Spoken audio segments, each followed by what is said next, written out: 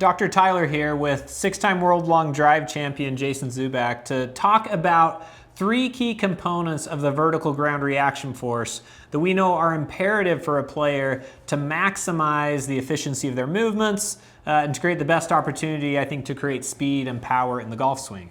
And that is, as it relates to the vertical ground reaction force, the importance of the magnitude, or how large the vertical force is, the timing of this vertical force, meaning when does it need to occur in the downswing, and then also the point of application of that force, which is where are we actually pushing off of that lead foot to give us the best chance to be the most efficient in the way that we utilize the ground. Now, this tends to be one of those places that I think whether you're looking at the world's fastest, best players, or you're looking at amateur golfers, it's a key component of the things that we look at in the golf swing. And I know Jason's had that experience working with some of those elite level athletes and can talk us through a little bit about why that's important to them as well. All right, Tyler. And again, it's, that magnitude is huge, but the timing is so imperative with this one. And the point of application kind of lends itself to the magnitude and timing. Mm-hmm. What we have observed at TPI is that our average peak combined vertical. Mm-hmm. So that's how much, the player's pushing into the ground. And they're just right around, or just a touch lower than 200% of body weight. And we do that as a percentage of body weight. And from our LPGA players, that same number would be just a little bit under 190% of body weight. So they're producing this huge magnitude of force, but they're doing it at the right time so they can get the energy to the club head. Yep, and I'm gonna walk you through a little bit of this through the app to actually let you see some of the things that we see at Smart to Move over the years of collecting data on our golfers and looking at some of those threshold values and timings and point of application. So the threshold value that we're always looking at, again, this is magnitude of the ground reaction force, is 165% of the combined body weight, right? The golfer has to be able to do that. That's a great starting point. Doesn't mean they can't do a little bit more, but it's a great starting point, something we've talked a lot about in our education. And so this is a player that I think we could tend to see a lot of, which is that his combined magnitude here when we go to the peak actually sits at about 138%. So he's almost 30% below that threshold value. Already we know this is a player that we want to get some greater magnitudes of that vertical ground reaction force. But I think, Jason, as you talked about how important the timing is, right, you can see that this is actually peaking right at about impact with the ball, which we know is far too late to be able to start to generate and transfer that energy out of the ground into the club and create that speed. So when we look at the peak dynamic windows for vertical force, we want to see that somewhere between arm parallel on the downswing and shaft parallel on the downswing. Right? If we can get a player to peak that vertical force between those windows, we're very happy and have the best chance for them to be able to utilize that energy to create that power. Now, you can see that this player, when we go to the kind of those windows, he's even much more reduced, and so now we're just not being able to transfer all of that vertical force out to the ball. Now, the last piece of the point of application, and he actually does a pretty decent job in how he does this. Maybe a little bit into the toes when he initiates the down. We might want that to be a little bit more through the ball of the foot, okay? But for sure, we want that up into the ball of the foot or towards the front of the foot, not migrating back to the heel of the foot. Those are real key components of this vertical ground reaction force. Right. When we're looking at that lead foot especially, and if we asked somebody to jump, like do a vertical jump in the air, they're going to do it off the balls of their feet. They're not jumping off their heels because that's not an efficient way to maximize that vertical force. Yeah. And when you think about what the lead leg has to do in those other directions of forces, right, that's the very best place to push to have those other forces, the AP forces and the lateral forces start to work correctly. So you're going to see a lot of players this way who move this way for the vertical force. You might be a player who has these late and low and wrong applications of the vertical force. So assuming that this player has some good stability, some good strength, they're not injured, right? We've got a great drill progression where Jason can walk us through how to get more out of the vertical ground reaction force to deliver more energy to that club and have a more efficient, powerful golf swing. When we're talking timing, magnitude, point of application of vertical, this one will be the first in the series of drills to accentuate those 3 factors. In this drill, I'm using T-claw oriented in a line that is created from that trail toe through the lead heel. So it's a line about 30 degrees off of straight to our target. I'm going to take our normal stance. I'm going to take yellow force pedal, place that under the ball of the lead foot. Now from this position, arms folded across the chest, I'm going to turn, soften, surf the line of pressure to get into the ball of the lead foot.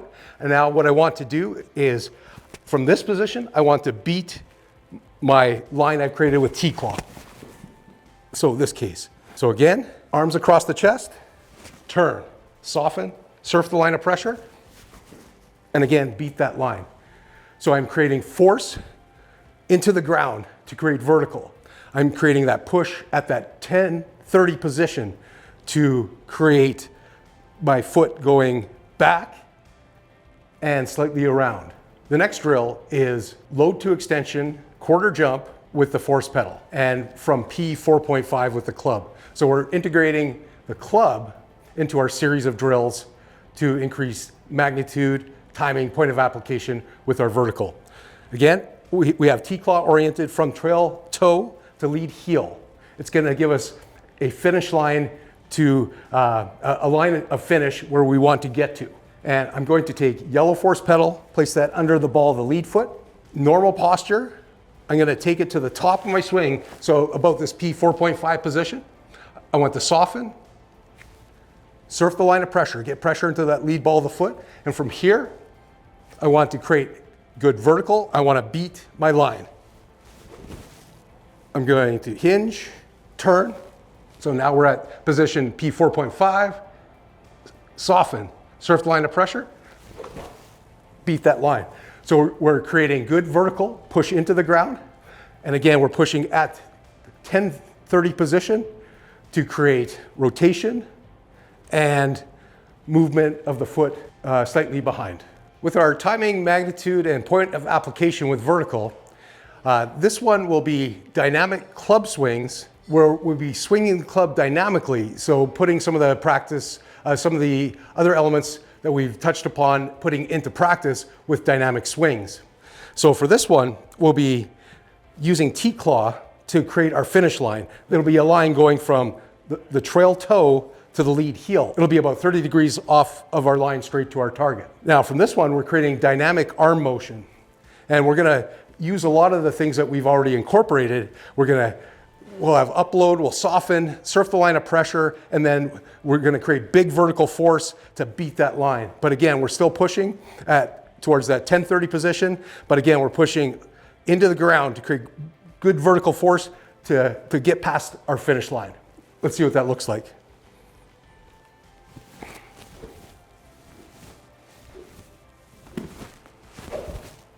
Swinging the arms dynamically, just feel that looseness. We can feel that upload in the backswing, soften, beat our finish line. Again, that dynamic arm swing. Feel the upload, feel the softening, beat our finish line. In our next drill with timing, magnitude, point of application with vertical, we're gonna get the golf club out of our hands, we're gonna bring in a med ball. One that usually when we don't want that bounces too much, like a soft toss one works really well. And we're gonna use force pedal as well. We're gonna use the T-claw that's gonna be oriented from trail toe to lead heel. That's gonna be our finish line. And we're gonna try to produce enough force to get that lead leg behind that finish line. Again, I'm gonna take force pedal, yellow, put it under ball of the lead foot. So there's our point of application. And with this one, I'm gonna take our med ball, and as I swing it back, I want the legs to soften. So as we go back, the legs will soften. Now from this position, I want to use our force that we're creating out of the lead foot to get behind our finish line. And we want the idea, our legs are gonna propel our arms. So again, that's gonna be that position where it's gonna be lead arm parallel to the lead arm 45 degrees to the ground. Let's try another rep of that one. When we're talking about timing, magnitude, and point of application with vertical, all critical importance. But getting after that magnitude and timing is very important in point of application as well, but a great way to get after magnitude and timing. The original idea came from Dr. Greg Rose from TPI, and it's what Dr. Rose refers to as the golf jump series, and it's one we refer to in TPI in our Power 3 course. It's a great progression to have the player understand that the legs are actually propelling the arms. It's quite interesting. If we ask the person to do a standard vertical jump, they're going to do some motion like this. I want you to jump as high as you can.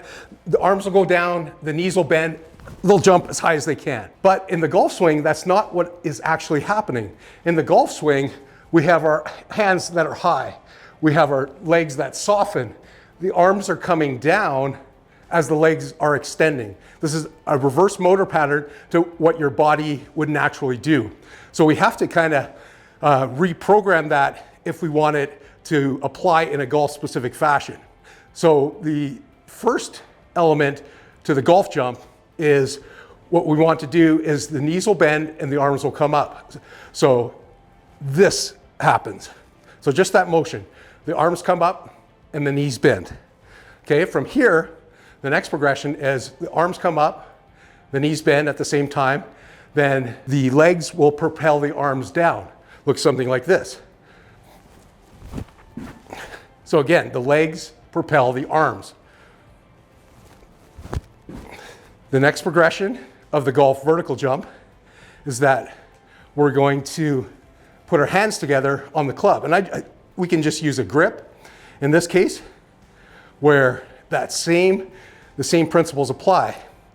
As the hands come up, the legs will bend. Hands come up, legs will bend. Hands come up. And again, we don't want to be so aggressive that it creates too much force going directed at our lower regions. But again, the hands come up, the legs bend. Legs propel the arms. That same principle applies. Now, golf is not just jumping up and down. It's rotation. So we now integrate a bit of rotation in that, where as we rotate, so the legs will load as the arms come up. So legs load as the arms come up. Legs load as the arms come up. Then again, that same principle, when the extension of the legs, or the extension of the knees, legs straightening, propel the arms.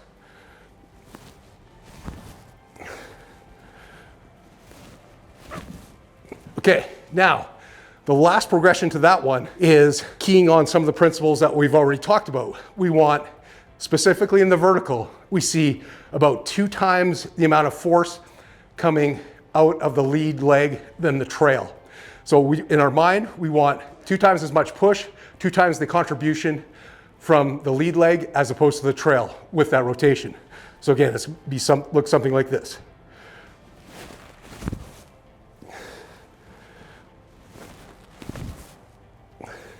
And again, that's getting after our magnitude and timing. That's one of the best ways for the player to understand how to apply vertical force magnitude and time it correctly. So that was an incredible progression of how to wake up that lead leg and really get a lot of vertical force going. Now, we talked about the importance of the magnitude and timing and point of application of that vertical force, right? We're looking for 165%. We're looking for that to occur during that dynamic peak window of arm parallel to club parallel.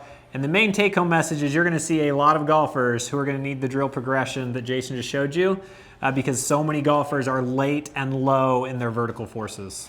Absolutely, Tyler. And it seemed to be a lot of a combination of things in these drills, but things don't happen in a vacuum, right? Like the golf swing is tremendously complex. Just like over 1 second, and from the top down is about 1/4 of a second to 1/3 of a second. So it's not like verticals happening alone. It's not like our APs happening alone. It's not like our laterals happening alone. So that's why they all come together. Mm-hmm. But the vertical one, the timing, point of application, magnitude is huge. When we can get a pop in that one, often when we put everything together, that gives us the best chance at maximizing our potential and getting energy to the club. Yeah, and this is the thing, as we work through these drill progressions, you can see that these ones are really capturing a lot of your physical capacity, right? So when we do these, The idea is a little bit, but over and over again. Work through these drill progressions with your coach. Do these a few times a week as you run through a couple of sets and really learn how to utilize that vertical force. And then also, as Jason just so beautifully put, how it also contributes to AP and lateral forces in the swing to get the most out of your swing and your ability to utilize the ground.